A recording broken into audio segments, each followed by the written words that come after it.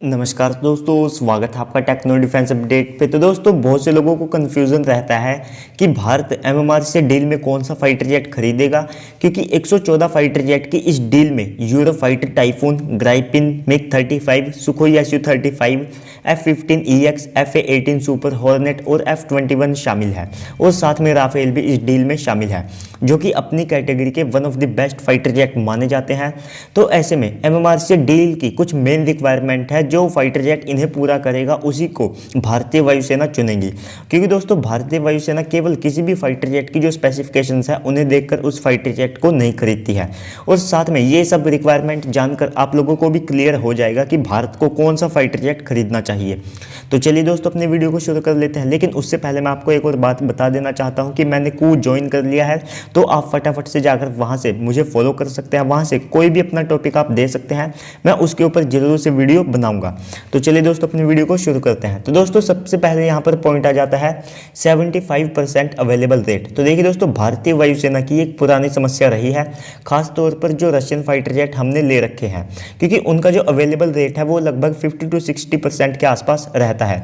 तो ऐसे में इस समस्या को देखते हुए एमएमआरसी डील में उस फाइटर जेट को चुना जाएगा जो कि लगभग 70 to 75% का जो अवेलेबल रेट है वो प्रोवाइड कराए। और यही नहीं, हम अपने फ्यूचर फाइटर जेट को भी इसी तरह से बना रहे हैं और उनकी क्वालिटी को भी इसी तरह से मेंटेन करेंगे ताकि वे इतना अवेलेबल रेट हमें दे। तो दोस्तों, इसके बाद अगला पॉइंट यहाँ पर आ जाता है इंडिया स्पेसिफिक चेंजेस।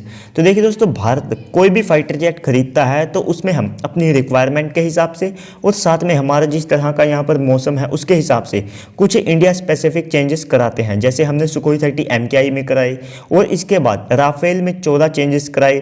तो दोस्तों, इस डील में जितने भी देश शामिल है सब के सब भारत के जो इंडिया स्पेसिफिक चेंजेस है उनको करने के लिए रेडी है, केवल अमेरिका को छोड़कर। तो दोस्तों, क्योंकि आप सबको पता है कि अमेरिका अपने फाइटर जेट में कुछ ज़्यादा चेंजेस नहीं करने देता है, और ऐसे में हमें उन्हें के दिए हुए फाइटर जेट जैसे वे देंगे हमें उन्हें ही एक तरह से ऑपरेट करना पड़ेगा। तो दोस्तों, इसके बाद थर्ड पॉइंट आ जाता है यहाँ पर सिंगल नेशन ओरिजिन।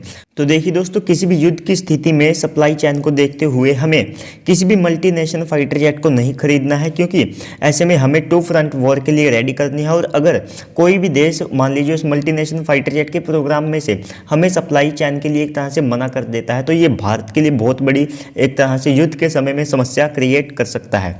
और दोस्तों, ऐसे में हमें उन देशों के साथ भी अपने जो संबंध है वे अच्छे रखने पड़ेंगे, ना चाहते हुए भी। अगर हम मान लीजिए किसी भी देश को एक तरह से दबाना चाहते हैं या उसे अपने दबाव में लेना चाहते हैं, लेकिन दोस्तों इतने फाइटर जेट होने की वजह से सप्लाई चेन को वो रोक सकता है। तो ऐसे में हमारी जो विदेश नीति है वो उसमें भी कहीं ना कहीं एक तरह से इंटरफेयर करेंगे। तो इस कारण से हमें single nation origin fighter jet ही चाहिए, जिससे सप्लाई चेन का कोई भी इशू भारत को ना आए। तो इस कारण से, इस रिक्वायरमेंट के कारण से यहाँ पर जो यूरो फाइटर टाइफून है उसका पत्ता साफ हो जाता है। तो दोस्तों, इसके बाद जो चौथा पॉइंट है वो है assembly line shift in India. तो देखिए दोस्तों, ये जो 114 फाइटर जेट की डील है, इसमें जो ये फाइटर जेट खरीदे जाएंगे तो इनकी जो असेंबली लाइन है वो भारत में ही होगी, ताकि हमारे यहाँ पर भी जो एरोस्पेस सिस्टम है वो डेवलप हो और हमारे यहाँ पर जो इंफ्रास्ट्रक्चर है वो भी बने, और इसके साथ हमारे यहाँ पर ज़्यादा से ज़्यादा क्वांटिटी में जो रोजगार है वे उत्पन्न हो। यानी कि ये जो फाइटर जेट है ये डायरेक्ट किसी देश से नहीं खरीदे जाएंगे, इन्हें भारत में ही असेंबल किया जाएगा। इससे हमारे यहाँ पर जो रोजगार है वे भी उत्पन्न होंगे और इसके बाद हमारा थोड़ा पैसा हमारे यहीं पर रहेगा। तो दोस्तों, इसके बाद पांचवा पॉइंट, ये सबसे मेन पॉइंट आप कह सकते हैं इस डील का, वो है ट्रांसफर ऑफ टेक्नोलॉजी। अगर हम किसी भी देश को $20 बिलियन की डील देते हैं, जो कि पाकिस्तान जैसे देश के डिफेंस बजट से लगभग दोगुनी है, तो ऐसे में हमें हक है कि हम थोड़ी बहुत टेक्नोलॉजी भी उनसे ले। तो ऐसे में हम अपना जो 5.5 जनरेशन का M का प्रोग्राम है उसके लिए किसी भी देश से टेक्नोलॉजी चाहेंगे, और दोस्तों जिससे जो ग्राउंड पर ज़्यादा से ज़्यादा काम और ज़्यादा तेज़ी से देखने को मिले। यानी कि दोस्तों, ये भारत की एक आखिरी डील होने वाली है जिससे हमें जो टेक्नोलॉजी मिलेगी, और इसके बाद हम अपने खुद के फाइटर जेट को बनाएंगे और अपनी भारतीय वायुसेना को उन्हें प्रोवाइड कराएंगे। और दोस्तों, इसमें जो अमेरिका है वो टेक्नोलॉजी को एक तरह से देने से मना कर सकता है, क्योंकि आप देखिए वे F-16 की, जो कि इतना आज की तारीख में अगर आप देखते हैं तो वो पुराना फाइटर जेट ही हो चुका है, और उसकी जो प्रोडक्शन लाइन है वो अमेरिका में बंद होने वाली है। वो तब भी इसकी जो टेक्नोलॉजी है वो भारत को देने के लिए रेडी नहीं है। तो ऐसे में क्या वो F-15EX और FA-18 सुपर हॉर्नेट जैसे फाइटर जेट की टेक्नोलॉजी भारत को देगा? तो दोस्तों, इस कारण से अमेरिकन फाइटर जेट का इसमें जीत पाना थोड़ा सा मुश्किल लगता है। तो दोस्तों इसके बाद अगला पॉइंट यहाँ पर आ जाता है उस फाइटर जेट की कॉस्ट। तो देखिए दोस्तों, कॉस्ट को कम करने के लिए इंडियन नेवी अपने टेंडर को इसमें मर्ज करना चाहती है, जो कि भारतीय वायुसेना की एमएमआर से डील है। और इसमें मिग 35 सुखोई 35 की जो कीमत है वो लगभग 50 to 60 मिलियन यूएस डॉलर है। और इसके बाद FA-18 सुपर हॉर्नेट, F-15EX और F-21 इनकी जो कीमत है वो लगभग 70 to 100 मिलियन यूएस डॉलर है। और साथ में जो ग्राइपन है, जो कि लाइट वेट कैटेगरी का फाइटर जेट है, उसकी कीमत भी बहुत ज़्यादा है। और यूरोफाइटर टाइफोन मल्टीनेशन है।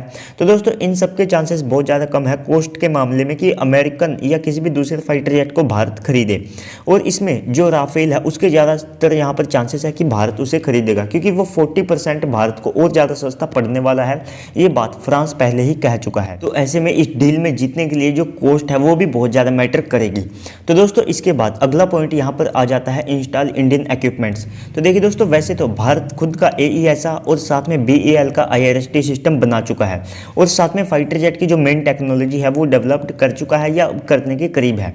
और भारत अपना खुद का जो वेपन पैकेज है वो भी ऑलमोस्ट रेडी कर चुका है। तो ऐसे में हम अपने इक्विपमेंट्स को इन फाइटर जेट में एक तरह से लगाना चाहेंगे, यानी कि इंडिया स्पेसिफिक चेंजेस के अंदर ये आ जाता है।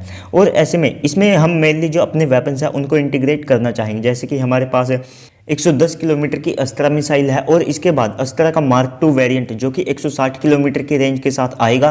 और इसका जो नो एस्केप जोन है वो लगभग 80 किलोमीटर तक होगा, यानी कि मीटियोर से भी ज़्यादा।